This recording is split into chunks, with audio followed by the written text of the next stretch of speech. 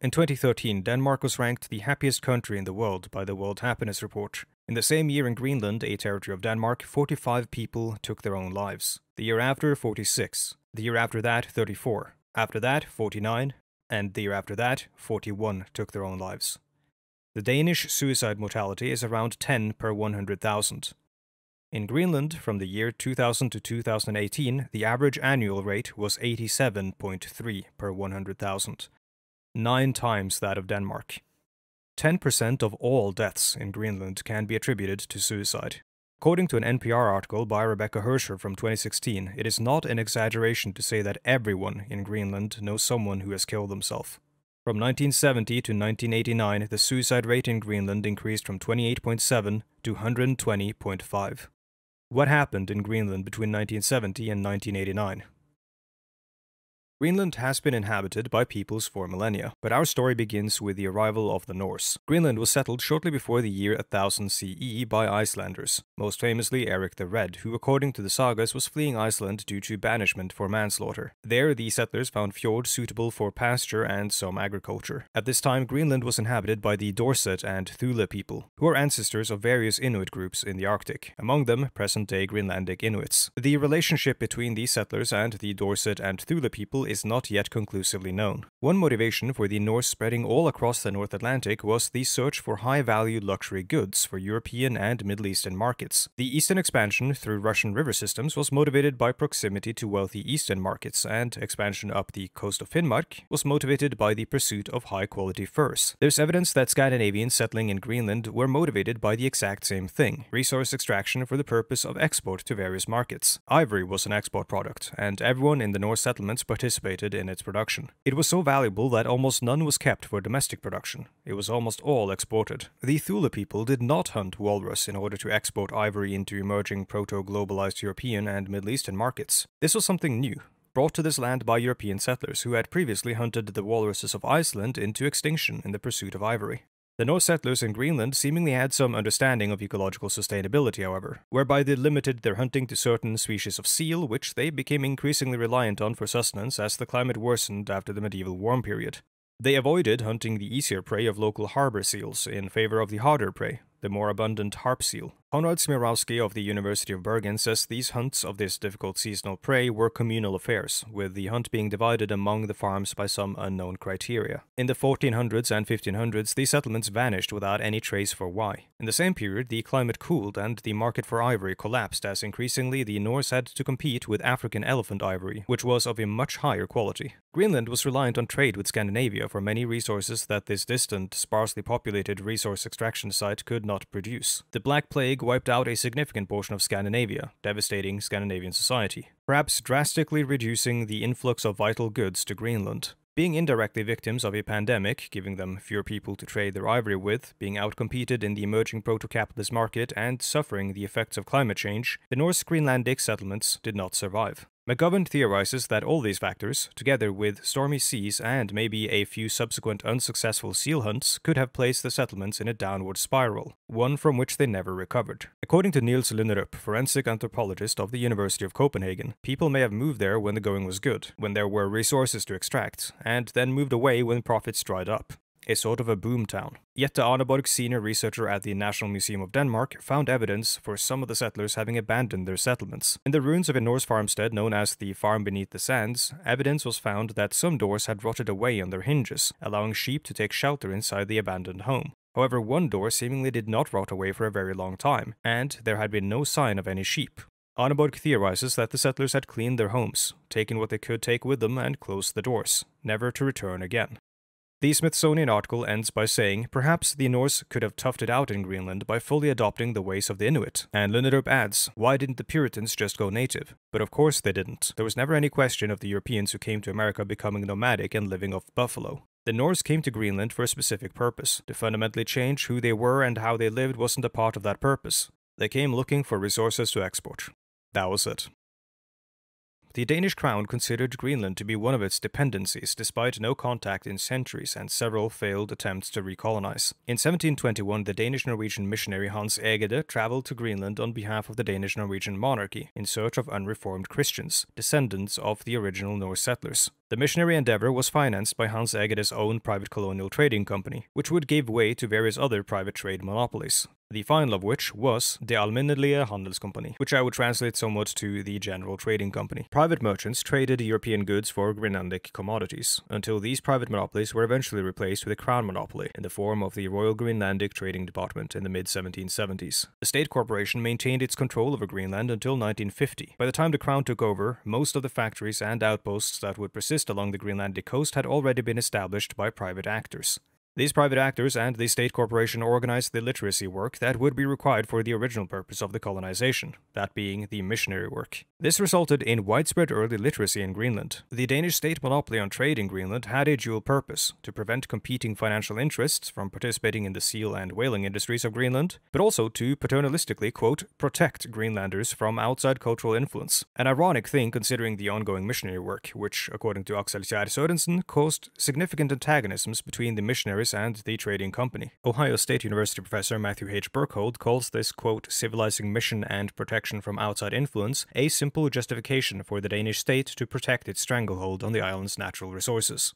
Formal church-sanctioned intermarriage between local Greenlanders and the Danish colonial population was also strictly regulated. In 1782, access to intermarriage was restricted to, quote, blundingid, that is, Danish men could marry Greenlandic women of mixed descent only. All marriages had to be approved by the colonial administration, and marriage contracts established a husband's obligation to raise the children as Greenlanders, keeping them from becoming dependent on European goods. There was another financial incentive to prevent outside influence. The Danish colonies required the native Greenlanders to remain as hunters. 75% of the company's income consisted of skin, baleen, teeth, and blubber from marine mammals, supplied by Greenlanders, in return for European commodities. If the Greenlanders had more favorable trade terms with other Europeans, or were allowed to manufacture these commodities themselves, then the economic activity of the trading company would be severely hampered. The colonial administration was worried they would lose their hunter class, which they in turn depended on for their colony's profits. If the Greenlanders became truly, quote, European, then they'd be living in the European colonies, working for European wages and buying European food with those wages. They would no longer be hunting, there would no longer be any ivory, and there would no longer be any profits. But the Greenlanders couldn't be truly Greenlandic either, because then they wouldn't be Christians, and they wouldn't be trading their ivory for a select few European goods that the Danes allowed them to have. Denmark forced them into this awkward new halfway spot between their native culture and this new foreign culture, as well as integrating them into a new economic hierarchy, with the hunters gathering the ivory at the bottom and the colonial shareholders in Copenhagen at the top. An interesting account of how the Danish colonial population viewed the Greenlandic peoples come from Henriette Egede, the fiancée of Deputy Factor Nikolai Egede, at the outpost of Nyakonak. I'm sorry if I mispronounced that, who arrived in Greenland in 1832. In her accounts, she describes a young Greenlandic woman named Arnak. Quote, she was delighted. Today she was dressed as a Dane, but looked awful. She wore both genuine and fake rings on her fingers, and many of them, amongst them a heavy brass ring, a gift from the Prussian minister. Arnak served coffee. She had 6 tiny toy teacups given to her in Copenhagen. She served us Danes with these cups and serenely presented them to us. Madam, the governor's wife, had to serve biscuits and cake. It was dull stuff, but we were all amused by it. She is amused and perhaps relieved by how Arnak tries to adopt the European dress and code of conduct but doesn't quite hit the mark, like she's playing pretend. The Danish colonial population viewed the native Greenlandic population as helpless children being raised to mature civilization by the colonizers. Henriette herself had trouble adapting to the local Greenlandic customs. She was baffled by the tradition of gift-giving, which involved delayed reciprocity, where nothing was expected immediately in return. Instead, the gift-giver felt assured that the recipient would follow the rules of reciprocity in case they ever needed something. The exchange and gift system was about sharing when in surplus and receiving when in need. Christopher Matthews says that the reach of capitalism in the modern world is, quote, a result of its function as an economic order and social system explicitly geared for the creation of private profit, an emphasis that challenges and erodes alternative forms of production and social life based in collective and local traditions of production and exchange. By the turn of the 1900s, Greenland was a very different place. Pre-Christian religious or spiritual traditions had disappeared on the western coast. Greenlandic language had become a written language, and intermarriage and intersocietal romance had become so common that the official census had ceased to distinguish between what it considered to be, quote, genuine Greenlanders and mixed Greenlanders. All were instead counted just as Greenlanders. In the 1910s, 2 Greenlandic papers printed articles on what it is to be Greenlandic. There was a growing modern Greenlandic identity, a sort of Greenlandic nationalism.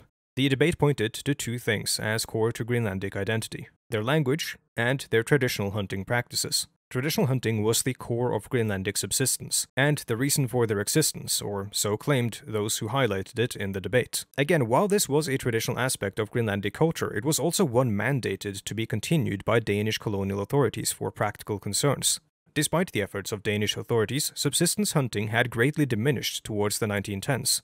The number of settlements with 1 to 50 inhabitants, places where subsistence catching was often practiced, had diminished, and so had the number of kayaks in Greenland. Later in the 1900s, the Danish state took measures to establish some manner of local democratic governance in Greenland by establishing local and municipal councils. At the same time, efforts to encourage economic activity intensified. The intent was to ensure Greenland could be economically self-sufficient, and systems were put in place to ensure that Greenlanders would benefit from any profit in Greenland, even from mining concessions. In the 1920s, a Danish government select committee investigating the pathway towards Greenlandic independence found that, quote, the Greenlanders' development towards independence would mean such a maturity in a moral and economic sense that they could live in free association with the rest of the world. A means to this end was connecting Greenland closer to Denmark, so as to induce Danish, quote, civilization and culture into Greenlandic society. This was a stark reversal of past policy. Among this was a requirement that Greenlanders should learn Danish. In the late 1920s, the pace at which traditional Greenlandic hunting culture was disappearing greatly accelerated, as seal hunting gave way to fisheries, and subsistence hunting gave way to catching fish for profit. In 1930, the seal hunting had receded to a third of what it had been in 1900. 2 things highlighted during the debate as integral to Greenlandic identity both were going away. Traditional hunting had to give way to fisheries and profit, and the Greenlandic language had to give way to Danish. In the post-war era, Denmark instituted several developmental reforms in Greenland, among them in education and schooling. According to a government report on the matter, there was an enduring perception that propagating Danish language and culture in Greenland was integral to, quote, modernization. Many of the voices arguing for increased Danish language schooling were also Greenlandic. A report from the government's Greenland Commission in 1950 concluded that the consequences of Denmark's colonial policy thus far had led to a low standard of living, a relative isolation of Greenland, severe economic inequality between native Greenlanders and the Danish population, a lack of economic independence and economic understanding for Greenlanders, and a lack of incentive to concentrate the population. To the Danes, moving people to the cities was necessary for increasing economic activity, and we will talk more about that later on. In 1948, the organization Save the Children began investigating whether it would be possible to send Greenlandic children to Denmark for recreational stays over the winter or for a year. Eventually, this became an initiative to foster a new intelligentsia for Greenland, raised and educated in Denmark, the, quote, Little Danes. The local Greenlandic government was not fond of this idea. Despite this, the idea was continually floated until an agreement between the Danish Red Cross, Save the Children, and the Danish Greenlandic Department concluded with sending 20 children ages 6 to 7 to Denmark for a 10-month stay, so as to evaluate what sort of effect this initiative would have. These were also meant to be 20 orphans. It did not end up being 20 children, and it did not end up being a 10-month stay. And not all were orphans. 22 children remained in Denmark for a year and a half. Most were then returned to Greenland to live in an orphanage run by the Danish Red Cross, whereby they were banned from speaking their native tongue. Christine Heinesen, a survivor of the experiment, said, quote, the Danish government took our identity and family from us. Many of the children returned to Denmark when they became adults, feeling alienated from Greenlandic society. Up to half of them developed mental illness or substance abuse problems. Carla Jessen Williamson, assistant professor at the University of Saskatchewan and member of the Greenland Reconciliation Commission, told CNN that, quote, in many ways what happened to the children represents the devastating and deliberate effects of cultural eradication during colonialism.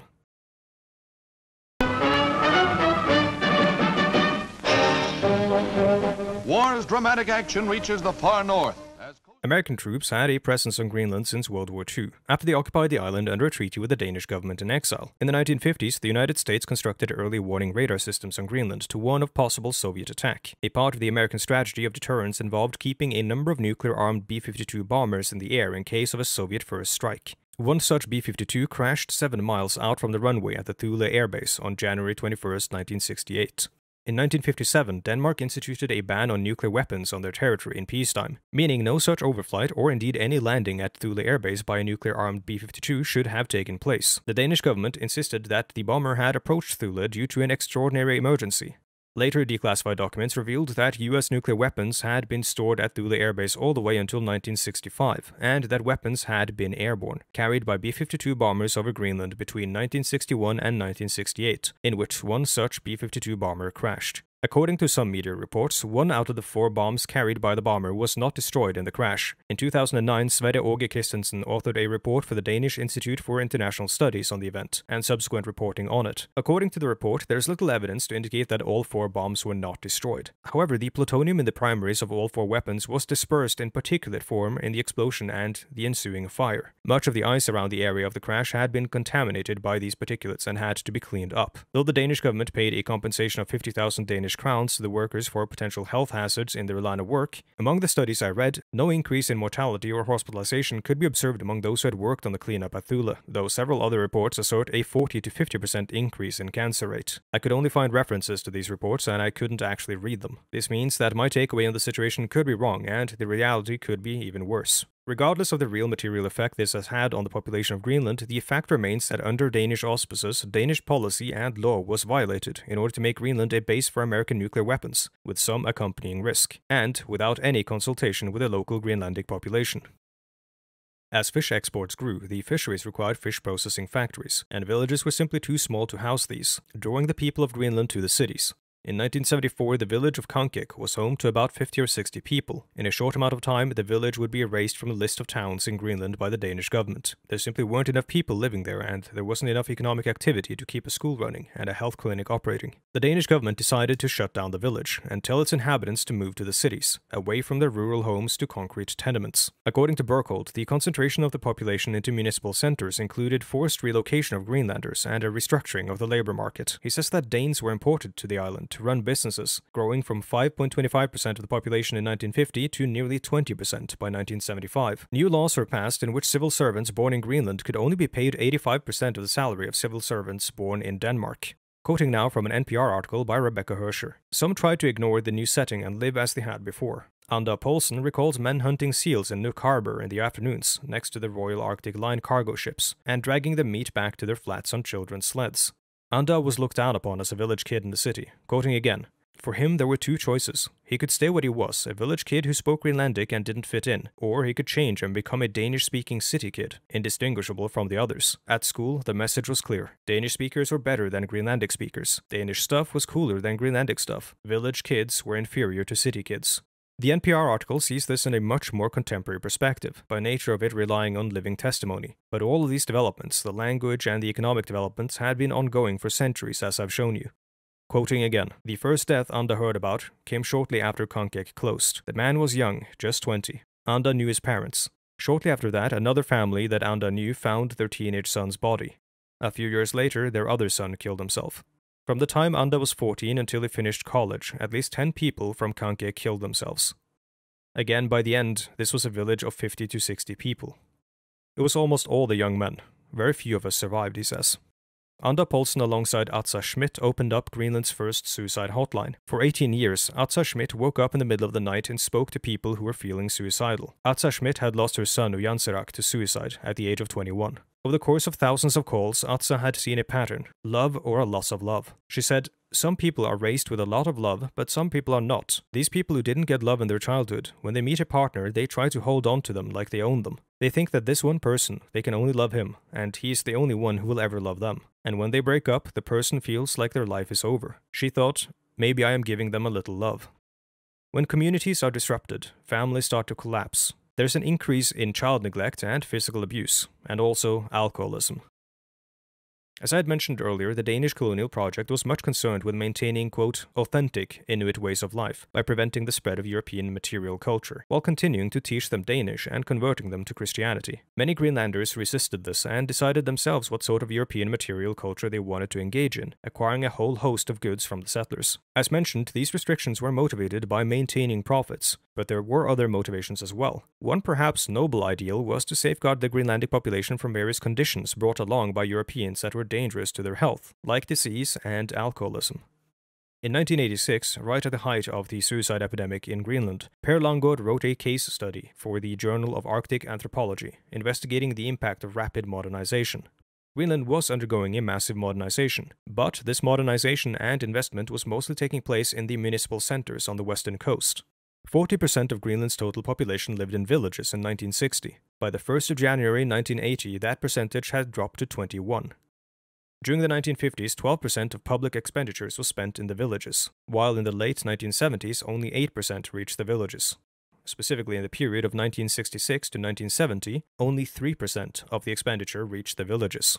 According to Langgaard, in 1986 it was widely recognized that modernization in the towns had caused social and cultural problems so enormous that the very issue of Greenlandic identity had been called into question. He concluded that there were definite positives to village life and the Greenlandic identity, but that aspect of village life itself provided challenges to the continuation of village life. He believes that the solution must be one that preserves positive aspects, while accounting for negative ones, not one that seeks to eliminate the negatives. For example, the villages are small and therefore a logistical challenge when it comes to schooling, healthcare, and so on. The Danish solution was to abolish the villages instead of investing in them or providing alternative solutions. So the latter course was taken, eliminating the negatives, by atomizing Greenlandic communities and shutting down villages, drawing people to the cities where many of the challenges of village life can be sidestepped in favor of assimilation into city culture based on Danish premises. Much has been said about alcoholism and its effects on the Greenlandic population and its suicide rate. Alcoholism is a symptom seen in many other indigenous communities around the world, but it is just that, an accompanying symptom, not the inherent cause of the problems. Per Langgaard's case study asserts that the underlying causes of drinking form a network so complicated that any effort to try to explain the problem in simple terms will of necessity be found lacking. Alcoholism at the height of the ongoing suicide epidemic was just as prevalent in the villages as it was in the municipal centers. In his case study, he also found that alcoholism specifically undermines the traditional reciprocal way of life, the one that Henriette Egede found difficult to adjust to. If an alcoholic fisher lands a big cod, they are more likely to sell it for money so that they can buy alcohol, even though fellow villagers might need that cod. The system of giving when in plenty and receiving when in need is eroded by alcoholism, but also by the money used to buy the alcohol, the presence of those who will sell it, and the economic system under which they do so. Alcoholism, loss of identity, loss of community, and loss or lack of economic opportunity are all factors linked in a complex network, acting and reacting upon one another. Another through line came to light only days after I started working on the script. On the 3rd of October, a lawsuit fronted by 67 affected women came to light against the Danish state, alleging that several thousand Greenlandic women had IUD contraceptives inserted against their will in the 1960s and 1970s. I mentioned earlier how in the 1700s Denmark had strictly regulated marriages in Greenland, and through that instituted demographic control of Greenland. The colonial tendency of demographic control did not end after the so-called colonial period was over. The Danish government in the 1960s was allegedly concerned with increased expenditures in Greenland caused by rapid population growth, and so had Danish doctors insert IUD contraceptives into Greenlandic women. This occurred at the same time as all the other measures that I had mentioned taken to limit expenditures, as well as at the same time as they were importing Danish people to run businesses. An impartial investigation was begun in 2023, and the results are to be expected in 2025.